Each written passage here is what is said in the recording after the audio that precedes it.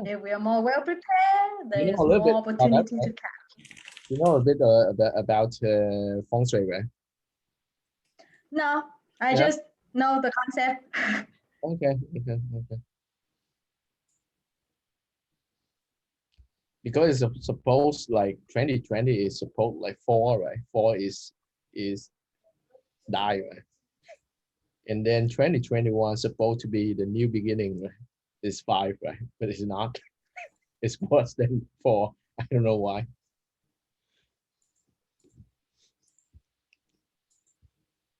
I think it's definitely a new beginning of new normal, like Yeah. really, really new normal. I just wish that the kids can go back to school and we can go back to office. What are we doing with the audience? It seems like just us, isn't it? I saw we have like 49 attendees, so it's reaching to your 50. Okay.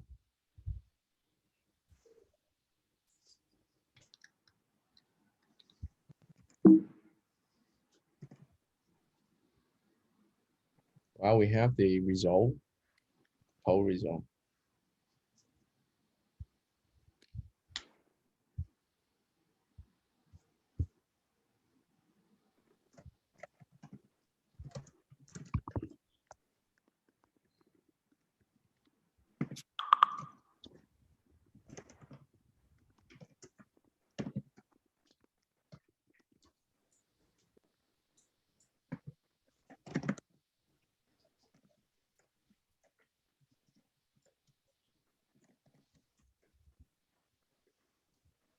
So I think uh, let's get started, everyone. We have now 60 people already from around the world joining the webinar. So I think let's get started. Um, Hello, everyone, and thank you for your time to participate in this exciting event today. I'm Phú Nguyễn. I'm delighted to be your host today. And today we have over 170 participants signed up so far. So I think that's a great numbers that we have attentions of quite a bit of professionals in this space. How to re-engage your employee back to office post-lockdown is, I think, a hot topics being discussed across organizations nowadays. And I believe that being locked out for quite some time does change some of our norms and behavior. So getting everyone back to the office, make them engage, seem quite a daunting task for many organizations. So today, Grove HR and Dreamplex, we together co-organize these events, and we are thrilled to have such distinguished panelists and moderators as well from well-known organization. And we're going to discuss and share some of the experience uh, on this matter. And we hope that the ideas and thoughts of the panelists you can take to your companies, and then be creative and apply in your companies. So we have here Mr. On my right hand side here, Mr. Yule. So Mr. Yule is the CEO of KMS Solution.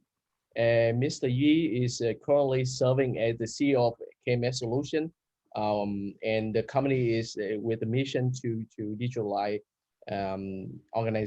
organization across APEC. And Mr. Yule have over 22 years in the ICT industries and serve in various leadership roles and in different organizations. So KMS Solution is his latest in his latest position now.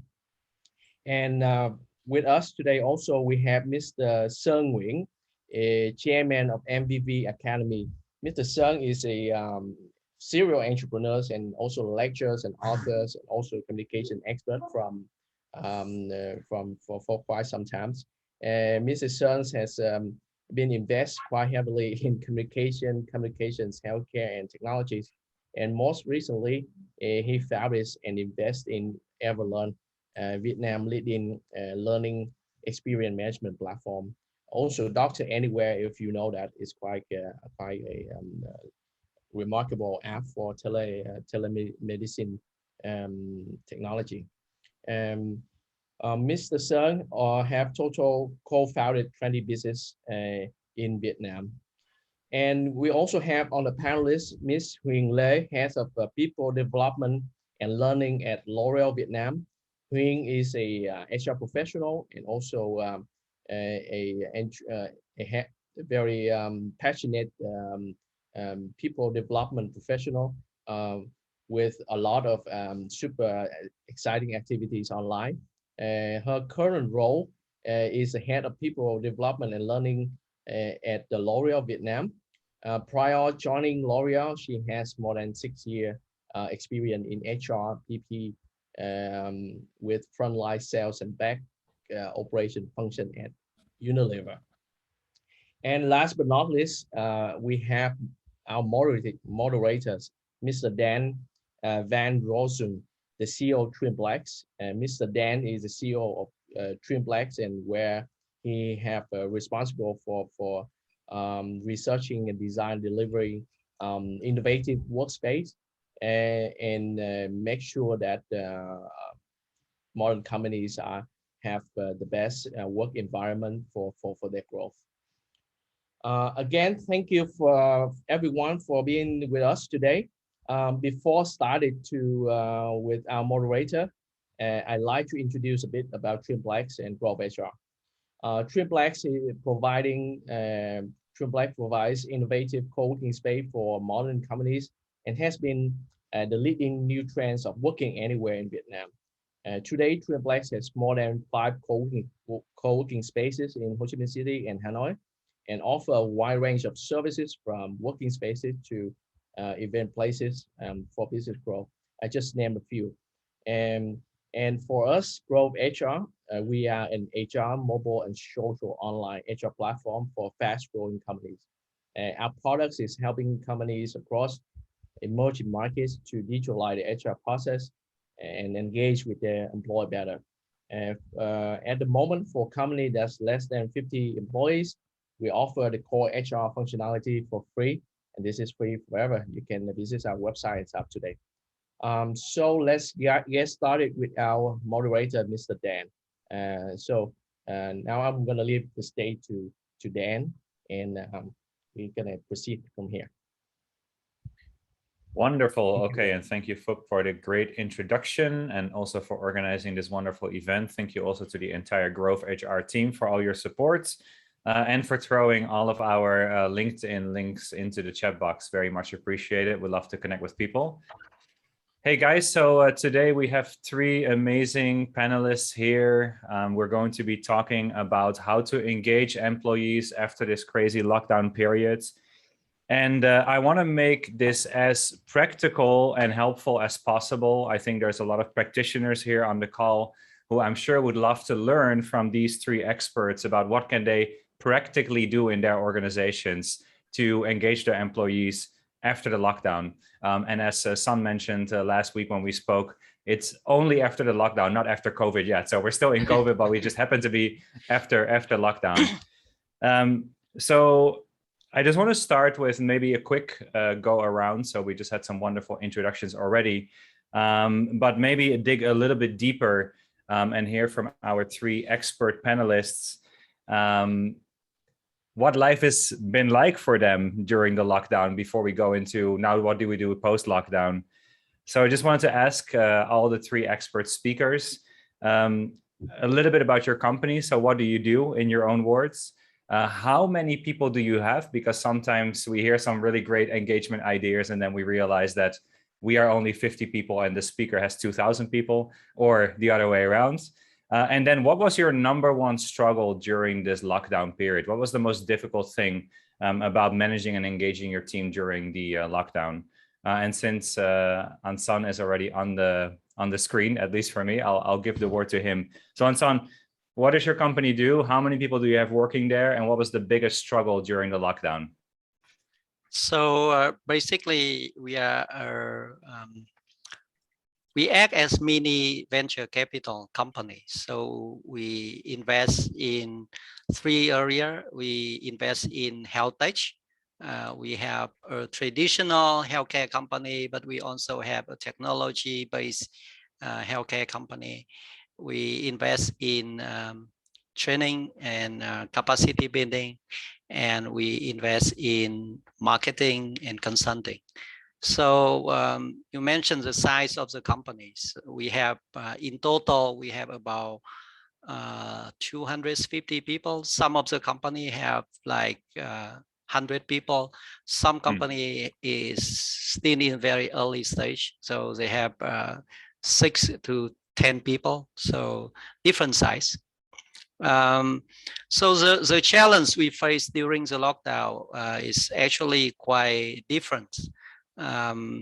For the telemedicine company is actually how we cope with the surge in business. So we grow like 400% during the COVID time. And people are exhausted and they need to deal with the hospital, with a constant call, people asking for help. So it's good for business, but it's also quite depressing. For the other consulting and marketing companies, the challenge is how to engage with client during the lockdown, how we plan for campaign, how we work with our clients. For the EdTech company, I think is both. We need to face with the on traditional training program was stopped, but also the search in online learning. So different challenge for different companies at different sizes. Got it. Okay. Yeah. And don't forget what Phuc just said, right? Yeah. All your companies under 50 employees, you get free Grove HR for life. Yeah, I'm actually a Grove HR client from the very wonderful. So are we. Amazing platform. Yeah. And I think one of the few true tech companies and HR tech companies in Vietnam that truly care about the employee experience, which obviously is why we have the topic today. Yeah. So thank you, Ansan, for sharing. I would love to go over to Huynh with the longest job title in the world, because I think like Phuc, just to save some time, because we only have an hour on the call today, I think he stopped reading at some point, but your actual job title goes on for another 5 minutes. So basically, let's just say you do everything that concerns people at L'Oreal. So same question. So what does the company do? I think most of us may know. How many people do you have, and what was really the biggest struggle during the lockdown for you? Okay, so L'Oreal is we call it a beauty, and the new vision is become a beauty tech company. So we actually in Vietnam is operate. Although you with all the gentlemen might consider it just a beauty company, but it actually operate in 4 different sectors. So we have a consumer mass product with the brand of L'Oréal Paris, Maybelline, and Garnier. So it's more like an FMCG one in the personal care. We do have a luxury brand like Lancome, Shoe. That would be more retails in all of the mall and luxury shopping. We do have an active cosmetic, is a little bit like dermatologist and working with beauty but healthy. So it's work with pharmacists. And then we have the last one, a professional. L'Oreal Professional is working like a B2B with salon. So it's a 4 different business model under one L'Oreal group. We have around a total, we have 250 direct L'Oreal employee. We're calling the main office, and then we extended of another 500 of retails and front field staff as well. Just taking care of this. And so in your super long job title, is engaging that part of the company also part of it? The 500 people that are in the retail side? I'm not direct. I think I'm not direct. I will engage, support the engagement of them, because the key engagement will belong to the manager, but like all of the principle and ensure, the fairness and also the care, because at the end they are all employee of L'Oreal. So we ensure the care, and we call it a share and care policy, is the values of L'Oreal. So we ensure the same share and care for everyone during the lockdown. So the challenges, I think I can separate into two big groups. So it's a frontline field sales. So I think the biggest challenge is that for where they still can do the job. Of course, we were happy because it's where the business can grow, but the biggest challenge is how to ensure the safety for them. And then for the other half that cannot do work is that the biggest thing is how we keep them motivated with the new ways of working, doing online rather than offline, but still doing business. Right? And then for the home office staff is actually the biggest struggling is that people always feedback that they work even harder than when they were not in a lockdown. They would constantly, they sit there, no, very limited of physical well-being and etc. So it's a lot. The biggest challenge is everybody feedback that they have under big stress. And of course, because it's turbulent time, there's a lot of ad hoc and etc. So it's both about ensure the safety, the care, and but also how to ensure the well-being in both physical and mental well-being. Yeah, that must resonate really well with most people on the webinar today. This sort of sense of, just for ourselves even, but especially when we think about our teams, right? Like no boundary between home and work. Basically, your home becomes your office, meaning that your whole home is now an office, and you're just kind of like jumping from video call to video call and just caught up in work all the time. So I'm sure many people share that. And obviously that raises some question about, okay, what's going to happen when people start working from home more, right? When we get into these like hybrid kind of work structures. But before we land there, Yui, same questions for you. So a little bit about the company, how many people, I know this is going to be a scary number. And then also what was the main struggle during the lockdown? Yeah, so thank you, Dan, and thanks for having me. So KMS as a group, we focus on software. We do the services, solution, and we do some products as well. Right now we're crossing over, it has been in the business for around 12 years now. And we are crossing over 1,500 people across some geography. And in Vietnam, roughly, 80, 85, 90% of the people are in Vietnam.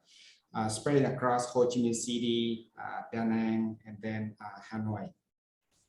So for, if I articulate just a very short sentence, the challenge we faced during the lockdown, just one word, engagement, right? Multiple people, we onboarded new people, we haven't met in person, people even signed up for the company, they haven't seen the office, they haven't seen the boss, everything was like virtual. It's like unprecedented, right? Like that before, especially in Vietnam, the culture is still like close proximity, and people need to see each other, to and everything. So number one challenge, obviously, engagement, and I think the poll already showed that as number one as well. So we was not a exception. Oh, and it was good news for the webinar anyway, right? Because if no one would have voted that they have issues with engaging employees, then, what are we going to talk about? I'm sure we could find something, but that's good. Okay, so engagement is kind of like the main struggle during the lockdown. And so I want to leave the lockdown behind me, like really, really badly. So we won't think about the lockdown anymore. And now we're going to look forward. So all of us are probably at different stages of kind of like reopening our workplaces, inviting people back in. So really curious, kind of like now that you're opening back up, what kind of policy are you applying in the sense that, are you going to be doing a hybrid model? Are you going to be leaning more towards working remotely, or are you asking people to come back full time? And then what is something that you've kind of learned during the lockdown that you're going to take forward, right? Because I think a lot of companies learned things during the lockdown where we almost had to put double effort into engaging with employees because it wasn't organic anymore in the office. So what is something you've learned during the lockdown that you will take forward now that the offices start reopening? So maybe Huynh, we'll start with you. you and your long job title, which probably includes something around bringing people back into office. So what's the model you guys are going to apply for L'Oreal? And then also, what is something you've learned during the lockdown that you will take forward? And that could be like a great practical tip for the people listening on the webinar today. Great, thanks. So thank you for getting lady first. I think currently, Lauren, we apply the hybrid working. So we are open the office to a capacity. It was 25%, now it's raised up to 50%. So we want to start it slowly, and it depends on the voluntary basis. Because what we also notice is because we have been in 5-month lockdown, right? So there's many people that are in their hometown, and getting people back to Ho Chi Minh City is actually a challenge to a number of companies, right? And it's also because we know that our audience is very diverse. There are people, the situation is starting to be better, but not all. We have married people, we have people with kids, and we have, forever awesome young people that want to get to the office. So we open it quite hybrid and based on voluntary basis. Yeah, so that's what we are currently doing right now.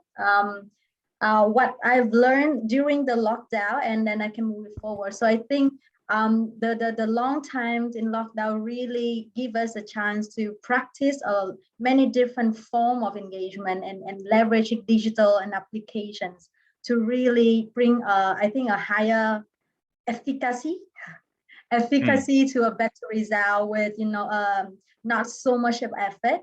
So there's a lot of, because we do have, big town hall, and in order to have a big town hall and especially connect the front field and the main office is sometimes is challenging. If you have 800 people, right? But actually using all of this, the way we being master in doing virtual event, virtual conference, virtual fair, and etc. That is a big learning. I think it will not change even if we go back to the normal. So it's going to be a better balance between using, virtual conference and a face-to-face conference. Depends on the purpose of the event that we get the maximum result. It's also the learning is that if we want anything, the virtual is not that bad.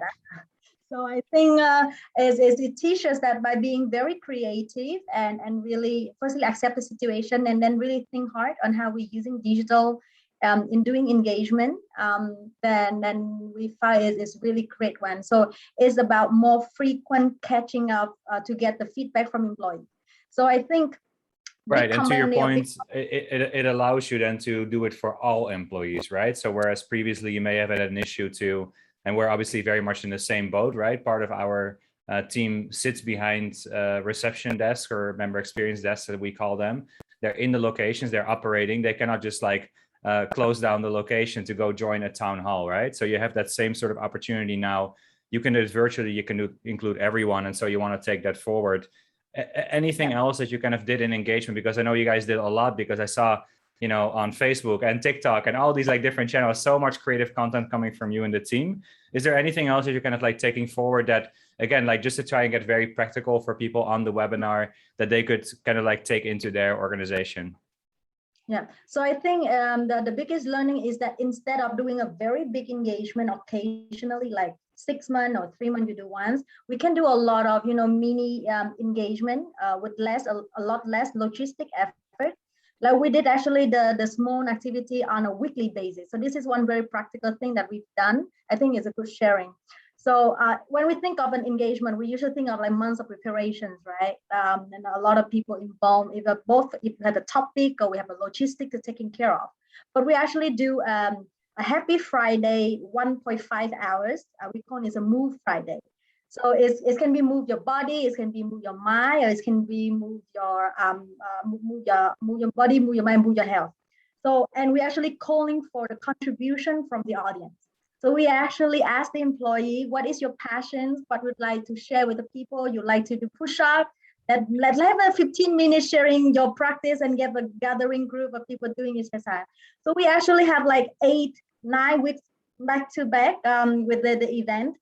With very limited resource needed, and we actually, I think, it's push up a lot of engagement because the employees now is a part of the organizing.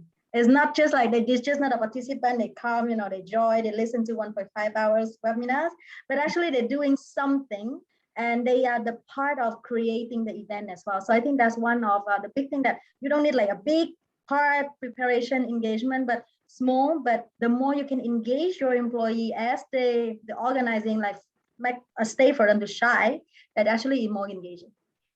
Beautiful, beautiful. Okay, so many small engagement opportunities rather than one really large one, and then also kind of like putting the employee in the center, making them the creator, rather than kind of like us behind the scenes working for months on one big event, and then everyone comes in for an hour and a half and goes out again. Okay, those were definitely very good good tips, and we can take those forward. So maybe going back to Yui, in KMS, not only having a lot of employees, but sitting in different locations, right?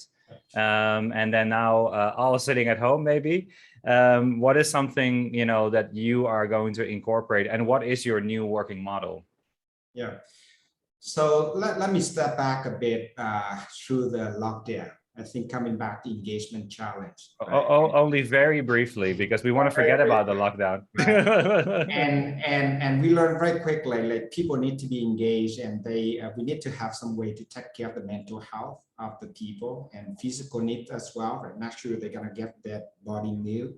So moving forward after the lockdown, we made some realization, right, of a few things. Number one, we gotta do, before and during like the extreme, before a little bit like, okay, business as usual. So after lockdown, it gotta be somewhere in between, right? So we can't just lose that momentum completely. So we decided to do more engagement activity. Make sure whatever we started, we have a budget for it, have the people designated for it, and we created a role just for engagement. Right, and that person can be in charge of checking in with the people, make sure they, they got vaccinated, make sure all those kind of things. And if they got like the F0 or F1, make sure they're gonna be, they know like people are there to support them, engage them, right, make them feeling part of a larger team. And second thing, we decided, to make it a tone for everybody, including the leader, is around more empathy. Got to make sure, because not everybody come in with the same situation like before. Probably somebody lost somebody, right, during the COVID time. So and they have difficult challenges they have to deal with, right, with the kids like studying online.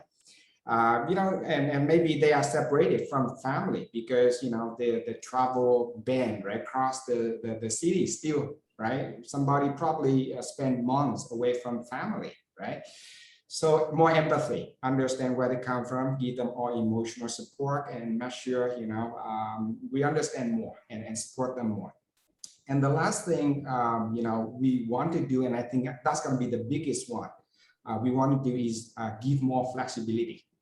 So we give all the, similar to Hin mentioned, all the authority back to the team to decide when they're gonna be working, where they're gonna be working, how they're gonna collaborate, when they come to the office, And general guideline, we're gonna say, you only come to the office if you feel safe and you feel like you need to do it, right? And maybe recommendation, don't go more than 2 days per week. I know some people want to go more, but don't go more than 2 days per week, right? And then we provide all the tools for them, right, to check in, to support virtual office, more interaction with the other team. So give them more flexibility as long as the team collaborate, have a clear plan, and work together. It should be okay, right? Interesting. And that's was there any? Yeah. Right. Was there any? So you said increased empathy, and I think yes, we all can probably use a little bit more empathy in our lives, right? When there's just so much, when you sit with people in a physical space, I think you see a lot of kind of like nonverbal cues. You see how people are feeling, how people are doing. But once you kind of disappear behind a screen name or someone on Zooms or Teams, you kind of lose the sense of the humanity, right? So you're just seeing someone on a screen or on a Slack channel, and kind of like practicing empathy is important. But then that sounds like a great idea, but then how do you actually execute that? So how do you make people more empathetic? You got to show by example, right? And I can give you the example. So for example, in some cases, like people come to the Monday meeting, for example, right?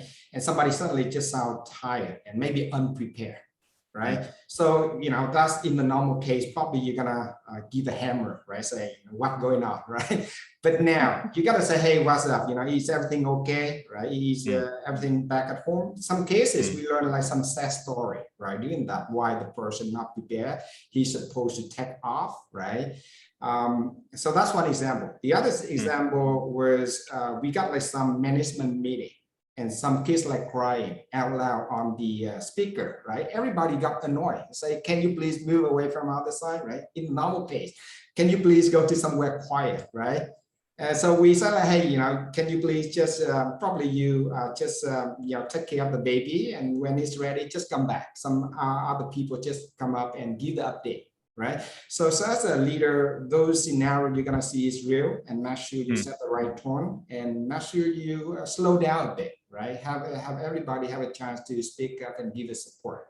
So those are the two examples I can tell it's happened quite often if you do a bold work recently, but you know, need to give people time and space to express more. That's it. Yeah, and great examples. Thank you for sharing. And I also think it's very much like a big mindset change alongside all the other many changes that we somehow have to accomplish in the next couple of months, right? So on that note, also would love to hear from Ansan about in your company, or in your group of companies, I should say, for your 250 or so people. What is the model going to be like? Are you going to kind of go back to whatever the working model was before lockdown? Have there been any changes in how you're asking people back to the office? And then also, is there anything that you've kind of learned during the lockdown that you're going to be applying to keep people engaged in the workplace? Sure. So I just want to echo what Zui said about empathy. And for us, empathy starts from you need to listen to the people, not presumption. So for example, after the lockdown, everybody thought, or at least all the managers thought, that people are very happy to come back to the office, because, you know, you've been isolated for so long, and you know, office such a nice place. We have wonderful office, and we enjoy it. We have coffee and we have everything. But I ask people just to delay it a bit, and we actually not high, but we have a company that focus on corporate cultures and internal communication. And I asked them to do the assessment of the mode of people when they come back to the office. And we call the back to the office assessment. And to the surprise of many managers and business unit director, the concern of people about coming back to the office is overwhelmed. 61% of our staff said that they concern for their health and safety when they come back to the office, and 65% said that they love the flexibility of coming back to the office, and the flexibility of working from home. So based on the report, and the report also show many other things, but based on that report, we need to offer the hybrid working scheme. So we divide people in green, yellow, and red. So for the green, you have 2 jobs, and past 14 days you are welcome to the office, but it's your decision. If you are not convenient, if you feel that you better stay at home, it's fine. For the yellow, is up to your decision, but we advise you stay at home. And for the red people or red card people, definitely you need to stay at home. So because of that flexibility, so far we have about 30% of people actually showing up to the office. I think for what we learned from the lockdown and also during the post-lockdown, empathy is a big word, but for people, for us, is focused on, because many of our staff is, especially those in Saigon, is actually were in the mid of the epicenter of the COVID-19, and for them it's not so much of engagement, but it's life and death issues. So we focus on very much to put the safety and well-being of our people first, and we act by that foundation. So one of the things we kind of proud of that we apply what we teach people. We have academy, and every year we do the business continuity planning for numbers of companies, and we actually need to apply that to our companies. So I think what we learn is we need to see it ahead, and we need to be prepared. Before the lockdown, we actually already distribute the set of medicine to all of our staff in case they got infected by COVID-19. And you don't know how much they appreciate it during the lockdown. Before that, it's easy to buy, but they said, why you send me a set of on that crazy stuff? But it's really help. And then we set up a task force. A task force is actually, we bought a couple of ventilator, and we put is in the different part of the city. So if anybody need, family members or themselves need, we can deliver to them in about 1 hour's time. We connect with the oxygen suppliers, emergency oxygen suppliers, to make sure that in case of needed, they can deliver to their home. And we have a task force that we ask for a license to travel in the city during the lockdown. And actually, we need to use that license to drop the additional medicine to some of our staff, family members. So all of that is actually cement the relationship between us and our staff. And we continue to do that in the futures, because we repeatedly said that the COVID-19 is not over yet. It could be coming back, and we need to be much better prepared for that. So I think, and of course, because we have one of the invested company is Dr. Anywhere, a telemedicine company. So we established a hotline for them. If they got COVID-19, they actually can consult with the doctor online 24/7. And is the service extended to their families as well. So I think those action is speak louder than was empathy. Of course, it's pretty incredible. I think this goes back to the point that we were just talking about, right? Like, it's one thing to say to be empathetic. Yeah. But I think empathy, and I've seen a couple of examples, a couple of really great examples, very inspiring examples.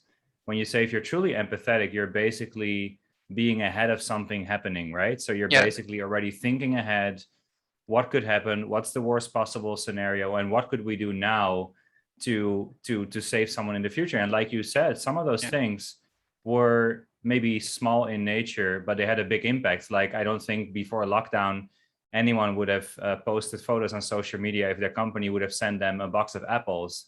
Yeah. But during the lockdown, all of a sudden, you know, that was like gold, right? To get some fruit and veggies, right? That was like gold, right? So you see that, you know, when you're not only thinking empathy, but really practicing empathy, thinking through what would actually be meaningful right now to that employee, to that person, can have a huge impact. And you clearly have some of the most amazing examples going to that to that level. So I also wanted to hear, maybe going back to Hien, one of the audience questions, a really interesting one, I think, was around training and development. Now, that's one of the things you have in your job title, so that's perfectly fitting.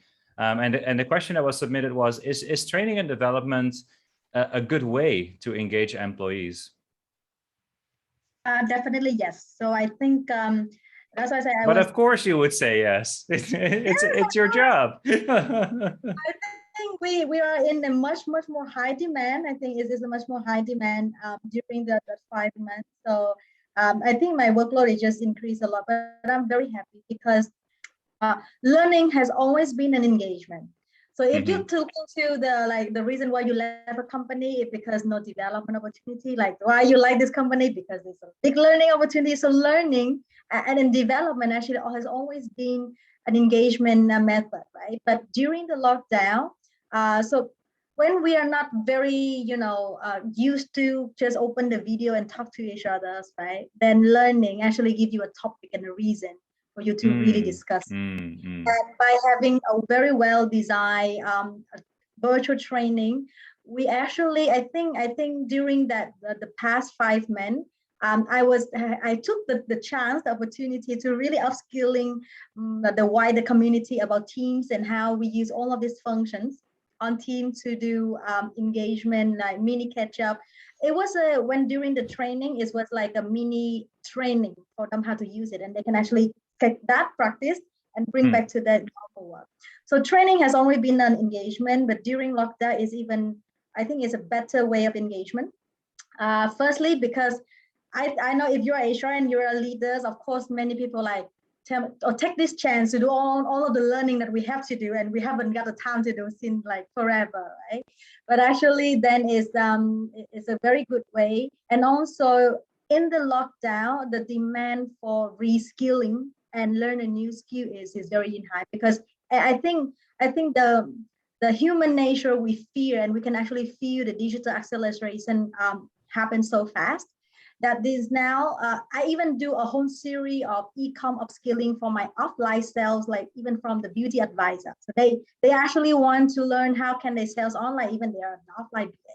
So they see that need come from, and if we can actually customize the communication nicely, it's a great transition from push learning to pull learning, and it's create a great engagement.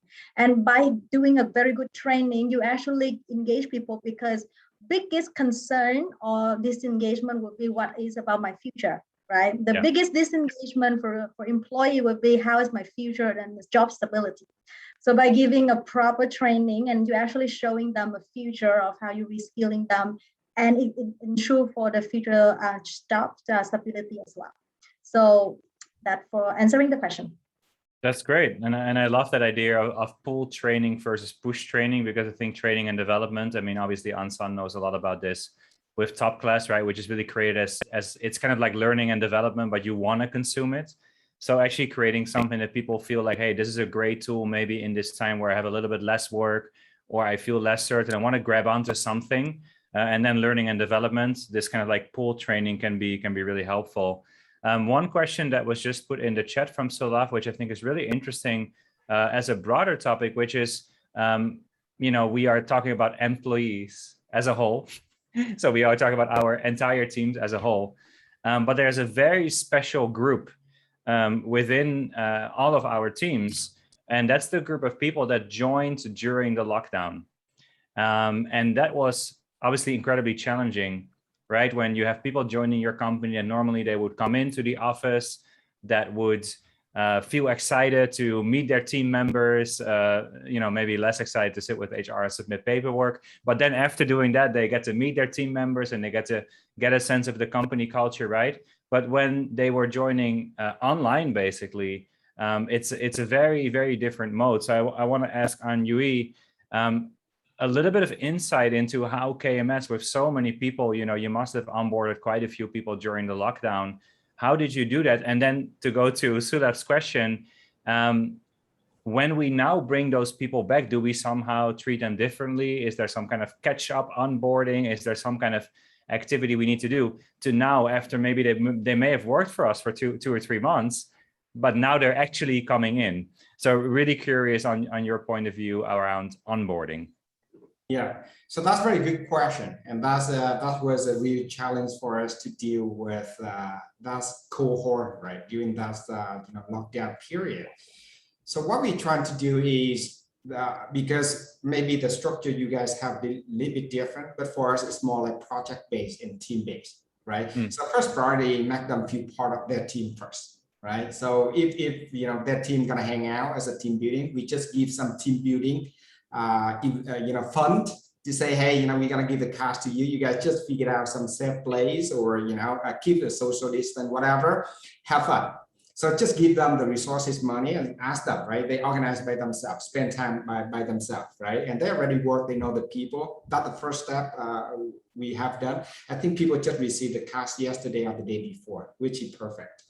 And the second one is, we want to make it natural. We don't want to call them out. So we said, like, okay, the office already open, be convenient. If you need any help, come back to the office. Or if you have the group meeting, come back to the office and do it. So this is the guideline before you go to the office, during the office, after the office, so on and so forth. Give them a clear guideline, right? And just make it available to them and let them orchestrate and handle that. And then the third one is to do, for example, myself gonna have some session this Friday. Hopefully it's still happening. Is just to say, hey, I'm gonna stop by the office, and maybe I'm gonna take the team out for dinner. So if you guys are around, let's do it, right? So the administration just send the invitation out to the people so they can confirm. And then I just put like the PS, right, and say, if you are new to the company, haven't met before, you should join the dinner. And if you feel safe and feel comfortable, come to the dinner and meet. So what we want to do is more like natural way for them. Don't make this like so a big of a deal.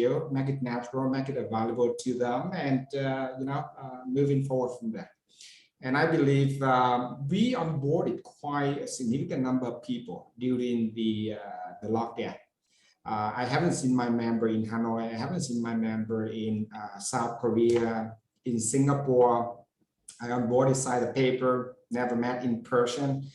So so making that some way in natural and figured out the excuses. We're gonna have a lot of excuses, the year-end party, the new year, so on and so forth, figured out and build.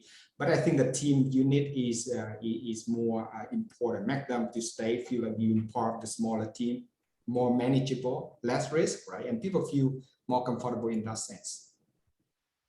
Great. Okay, so I think we're getting towards the end of our time before I'll hand it back to the Grove team. So I kind of want to maybe land on one final question, because we are going to be dealing one way or another with more people working from home. Now that we're kind of, and Mai here in the chat is even fully working remotely. So now that we're going to be having more people working from home, are there any specific kind of engagements, kind of like tactics or theories that you're going to be applying specifically for those remote employees, if you have any? I'll open it up to any of the speakers to jump in.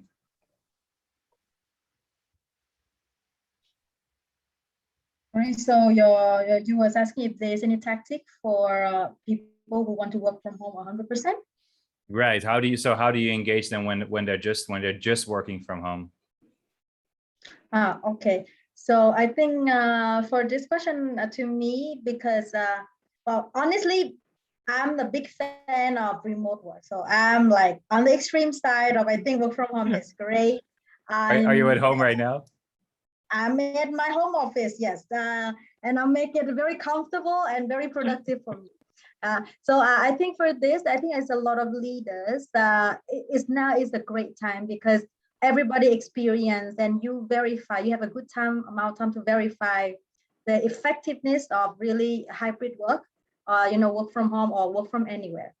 So I think just like I chat to it's not a good time for the leaders to really think like why we want people in own place for, or what is the definition of engagement, right? Because we want engagement at the end, we want to have a better performance as a team cohesion. So if your team actually is an audience who love their home office, they are work very well virtually, they was born in this era, then maybe don't force them. And because by bringing them to the office, is this now the second comment during this 1 hour webinar where you're talking about our age? Are you trying to create a divide between you as a young person and us as old guys on the call? The nature. So I think come back to the point is that really think of what is the ultimate goal you want for engagement and how you describe it. Right. So I would describe my team engagement when they feel happy, they feel they are belonging to the team, they feel they are support, and they can connect when they need it. So that would be, and from that definitions, then we would define what is the engagement activity that match with each of the profile. Yeah, and if we already have, and for the group questions, like, if we have 100% work from home, how we engage them, I think by practicing a lot of agile working rituals. So we have like stand-up meeting, collaboration board, and etc. So do some search about agile working tool and ritual that will help a lot, how you engage in terms of work, ensure the work effectively. And then for the personal and empathy engagement part, I think we now have a list of action, right? We send apple to each other house. We send food to each other house. That's tremendous care. We can actually have happy birthday online, and sometimes offline gathering would help. So actually it makes that offline become very meaningful and engaging. It's not like everybody on their phone anymore. Everybody comes together, meeting each other, and we have a really quality time together. So for those who have like 100% virtual working, I think it's okay, but you have to define, there is an engagement through online. And besides Lorian, I do have my social project with the students, and it's 100% virtual teams. And for 3 years, I think we hardly meet each other. Never, since the lockdown, we never meet each other. I would meet my team once a year for when we go together and we have like a honeymoon trip. So, and that team like 20 people, right? And we never meet each other. It's all online, and somehow it still works. Okay, and wonderful. Works. So I'm sure to you, it's you're 3 proof. years time. It's a proven case that it's work. I think it's around the time that we have our webinar ended here. Just quick questions about the future, right? For all of the panelists here, what about the dive on metaverse things? Will that be change anything on this? Well, the metaverse basically, like if you look into what has been published, especially with the recent web conference from Mark from Facebook, now the Meta company, right? You see it very much like as an extension of what we were already talking about, which is that I think I hear some dogs, but I'll be very empathetic. So no problem. Yeah, I think it's very much an extension, right? Like, so now we're talking to each other on a Zoom call. If later on we can like pop up on a headset and we can actually see each other as if we're sitting around the table, it just makes this sort of like collaboration easier. I think one of the larger questions is, do we eventually really want to sit with like our headset on for 8 to 10 hours per day? Or is that more for the occasional game to play, or, meeting a group of friends, or maybe with Anjui, with like colleagues in different countries that you really cannot meet? I'm hoping that we still keep a little bit of touch with the real world, not just because I'm running tens of thousands of square meters of office space, but I hope that we somehow still will see and collaborate in the real world. But I think it can be a beautiful complement, to collaborate with people, to meet with people that are not with you physically in the space. So I think that would be a perfect closing remark on this beautiful webinars here.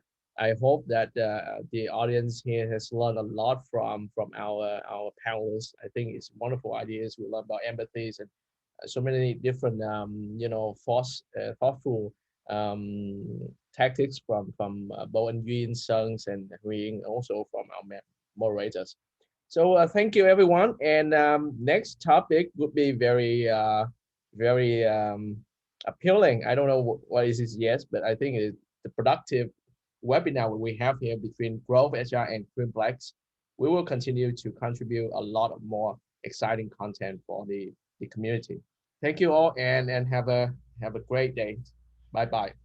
Thank you, Dan. Thank you, Phúc. Thanks, everyone. Thank you. Thank you all panelists. Thank you.